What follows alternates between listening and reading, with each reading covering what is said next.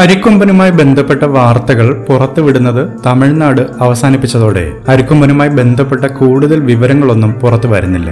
എന്നാൽ കുറച്ചു ദിവസം മുൻപ് തമിഴ്നാട് വനം വകുപ്പ് പുറത്തുവിട്ട വീഡിയോ മുൻപ് പുറത്തു വന്ന വീഡിയോകൾക്ക് സമാനവും ആണ്.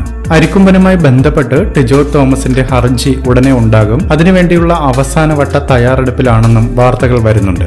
ഹർജിയിലെ പ്രധാന ആവശ്യങ്ങൾ എന്നത് തന്റെ നേതൃത്വത്തിലുള്ള വിദഗ്ധ സംഘത്തിന് അരിക്കൊമ്പനെ നേരിട്ട് കാണുവാനുള്ള അനുമതിയും ആരോഗ്യം വീണ്ടെടുത്താൽ അരിക്കൊമ്പനെ തിരിച്ച് ചിന്നക്കനാലിൽ എത്തിക്കുക എന്നതുമായിരിക്കും പ്രധാന ആവശ്യങ്ങൾ.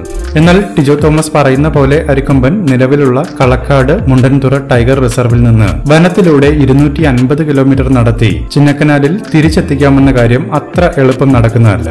അരിക്കൊമ്പൻ നടക്കുന്നതും തീറ്റ എടുക്കുന്നതുമായ വീഡിയോകൾ തമിഴ്നാട് വനം വകുപ്പ് പ്രചരിപ്പിച്ചെങ്കിലും എന്നാൽ അരിക്കൊമ്പൻ നിൽക്കുന്ന പ്രദേശമെല്ലാം ഒന്നാണെന്ന് വീഡിയോ കാണുമ്പോൾ ഏതൊരാൾക്കും മനസ്സിലാകും. അരിക്കൊമ്പൻ ആരോഗ്യവാനാണെന്നും കിലോമീറ്ററോളം സഞ്ചരിക്കുന്നു എന്നും തമിഴ്നാട് വനം വകുപ്പ് പറയുന്നുണ്ടെങ്കിലും പുറത്തു വരുന്ന വീഡിയോകളിലെല്ലാം അരിക്കൊമ്പൻ ഒരു സ്ഥലത്ത് നിൽക്കുന്നതായാണ് കാണാൻ സാധിക്കുന്നത്. അതിനാൽ തന്നെ ഇത്തരത്തിലുള്ള വീഡിയോകൾ പഴയ വീഡിയോകളാണെന്നുള്ള പ്രചരണം ശക്തമായി തന്നെ ഉയർന്നു വരുന്നുണ്ട്.